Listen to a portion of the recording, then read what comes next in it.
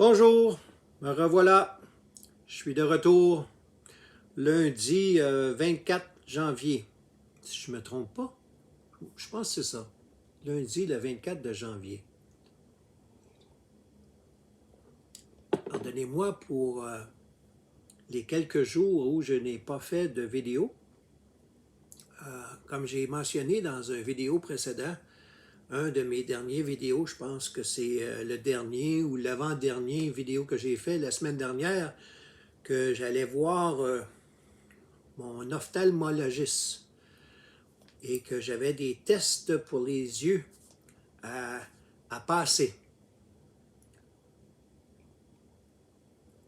Alors, c'est ce qui explique que j'ai pris quelques jours pour reposer mes yeux suite à ces tests-là et apprendre de mon ophtalmologiste que j'aurais à subir une opération, une chirurgie aux deux yeux.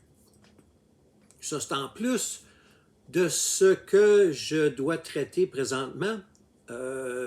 Cette nouvelle ne fait que s'ajouter au malaise que j'avais, à la maladie que j'avais aux yeux. Alors, c'était pour vous mettre au courant. Je ne vous fais pas de cachette et ça répond à ceux qui aiment pointer au fait que je froncis les sourcils ou j'ai les yeux qui... j'ai un mouvement de mes sourcils, je suis comme ça des fois. Alors, on pourrait changer de place, hein? Si vous n'avez pas de maladie aux yeux, puis moi j'en ai, on pourrait changer de rôle, comme ça vous n'auriez pas à pointer. Je ne dis pas que c'est tout le monde qui m'ont fait la remarque désobligeante, mais il y en a. Je ne sais pas s'ils sont encore abonnés ou s'ils me suivent, mais c'est pour répondre à leurs questions. Puis s'ils ont un problème, je peux leur donner le numéro de téléphone de mon ophtalmologiste.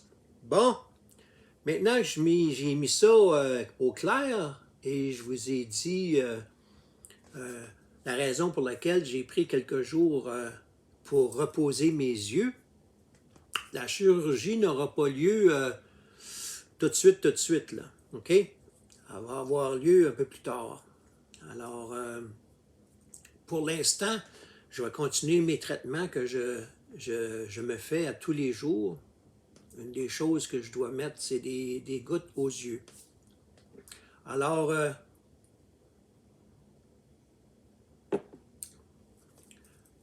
telle ne fut pas ma surprise. En fait, ce n'était pas une surprise.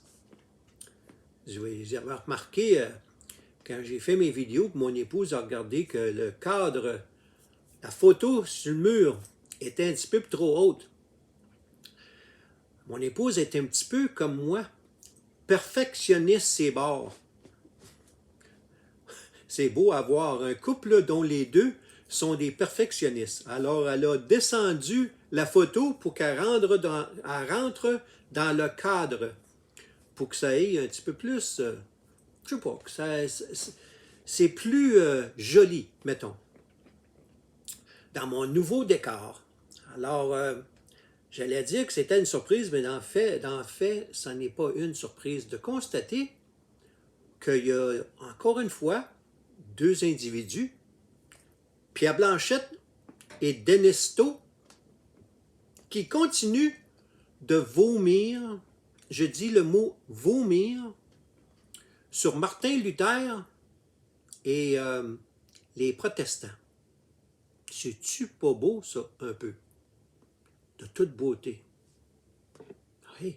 Il en rajoute, il continue. C'est ça, donner du fruit pour ces catholiques. C'est la façon qu'ils ont, selon leur compréhension du message de Jésus-Christ, c'est ça, donner du fruit. Vomir sur des chrétiens, c'est donner du fruit. Ben oui, je suis revenu en forme. Ben oui, hein? C'est le fun. Il aime ça picosser, puis ça donne que moi aussi, j'aime ça picosser. Allô Pierre? Allô Denis Taux? On va avoir du fun. Oui, on va avoir du fun. Euh, Suite à mon entraînement, je suis devenu de plus en plus en forme et avec de l'énergie à revendre. Et savez-vous il y a près de 1 milliard, si ce n'est pas plus, de protestants dans le monde. Oui, oui, faites vos recherches, là.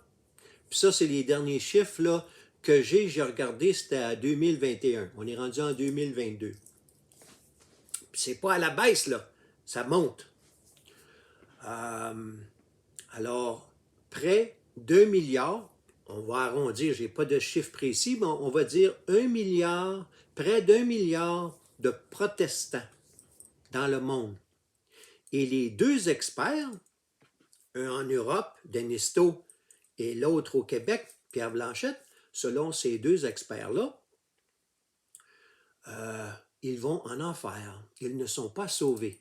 Ce ne sont pas de véritables chrétiens. C'est des faux chrétiens. Ce sont des menteurs.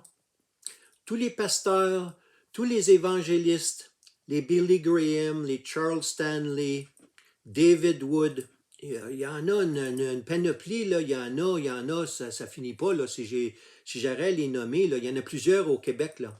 J'aimerais ça que Denis Blanchet, Claude, pas Denis, l'expert Pierre Blanchette, j'aimerais ça qu'il pogne le téléphone, là, puis qu'il appelle Claude Hood à l'Église Nouvelle-Vie, puis qu'il s'engage dans une conversation, un débat, en public, là, live stream. Ah oui, parce que c'est un expert. Pierre Blanchette et Denisto, ce sont deux experts. Et je dois dire, malheureusement, Sylvain Patrick se joint à eux parce qu'ils font partie d'un certain groupe à l'intérieur des catholiques qui se distinguent, qui se différencient des autres catholiques.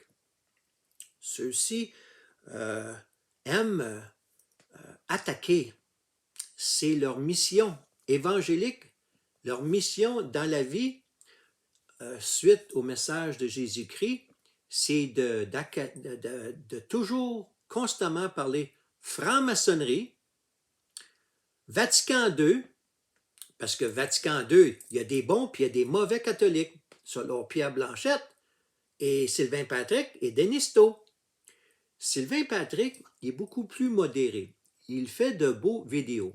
Il incorpore des scènes de films et tout ça. Et je dois dire que quiconque a du discernement et un peu d'intelligence savent qu'il y a des livres qui ont été écrits par des catholiques et des livres qui ont été écrits par des protestants. Même chose pour des écoles où on a de l'enseignement. Il y a des universités ou des écoles catholiques, il y a des institutions d'enseignement protestantes. Il en est de même pour les films. Lorsque quelqu'un a produit un film, il peut être un catholique ou ça peut être un groupe de catholiques qui produit un film. Même chose pour les protestants. Alors, quelqu'un qui va lire un livre, dépendamment du livre, par qui a écrit le livre, qui a produit le film, quelle est l'institution d'enseignement? Est-ce une institution d'enseignement protestante ou catholique? Vous avez là le type le côté de la médaille. OK? Alors, imaginez-vous pas que les scènes dans un film catholique vont être telles qu'il est écrit ou tel comme il s'est passé dans l'histoire.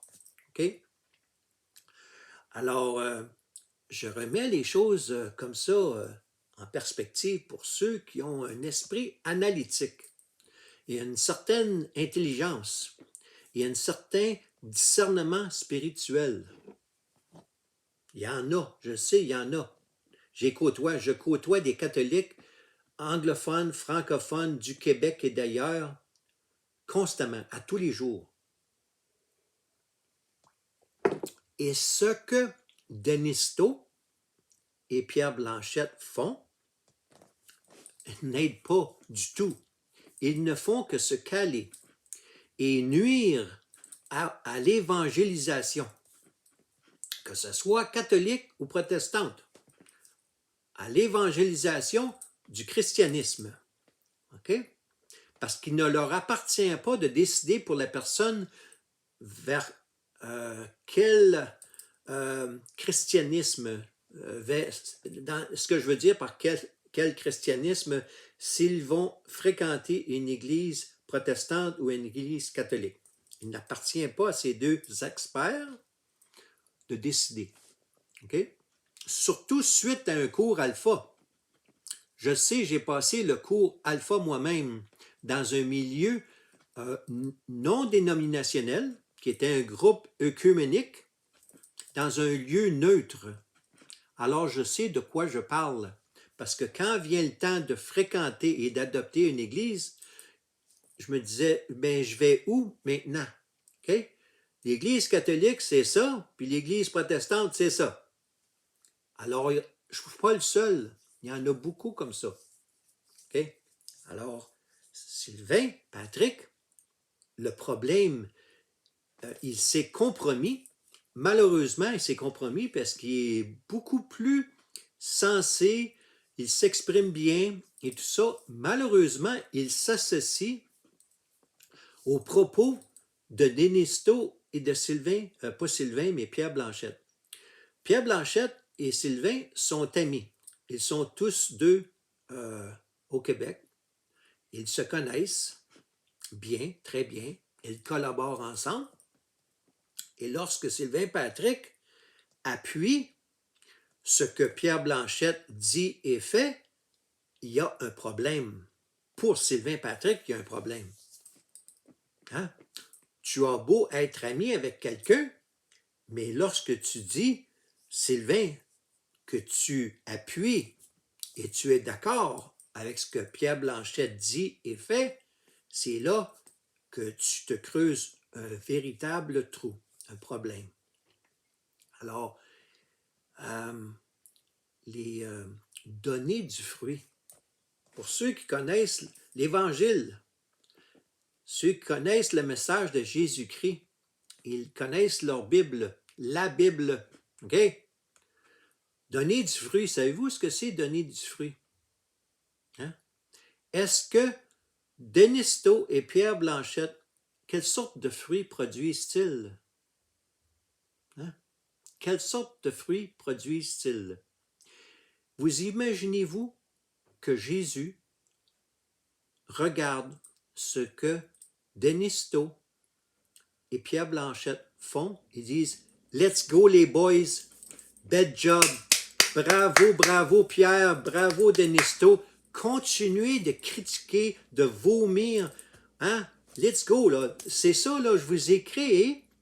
Votre but dans la vie, c'est d'attaquer la franc-maçonnerie, d'attaquer près d'1 milliard de chrétiens sur la planète. Chrétiens, on va dire chrétiens protestants. Oh, chrétiens protestants, c'est pas bon ça s'en va en enfer, là. C'est pas des vrais chrétiens. Seulement les catholiques, c'est des vrais chrétiens. Puis pas juste n'importe quel catholique. Des catholiques immaculés conception de Marie. Sinon, si vous êtes après Vatican II, ben là, il y a un problème. Imaginez les prêtres. Imaginez la communauté catholique qui écoute de tels propos de Denisto, hein, et de Pierre Blanchette. Pensez-vous que c'est productif et que ça donne du bon fruit? Pose la question. Hein? Je suis revenu en forme, puis j'ai remarqué qu'il continue sans cesse. Sans cesse. Et je vais terminer là-dessus, parce que dans leur dernier bistrot apocalyptique, leur bistrot apocalyptique qu'ils ont fait au cours du week-end, alors que je me reposais les yeux, après avoir reposé mes yeux, j'en ai pris connaissance et il y en a des individus qui m'en ont parlé. Alors imaginez-vous, que ces deux individus, experts, il faut le dire, Denis Taux et Pierre Blanchette, dans leur prochain bistrot apocalyptique qu'ils vont faire le week-end prochain, ils vont continuer et approfondir leur attaque sur Martin Luther. Alors, c'est une invitation. Allez écouter tout le vomi qu'ils vont produire. Alors, c'est ça qu'on appelle, pour eux, c'est cela. Cela s'appelle produire du bon fruit. Alors, je vous laisse là-dessus. Puis, je vous invite à aller écouter ça. C'est bon, Jésus, là, il est content. Pierre, là, tu fais une belle job. Let's go, mon Pierre. Let's go, mon Pierre, tu fais une belle job. Ciao.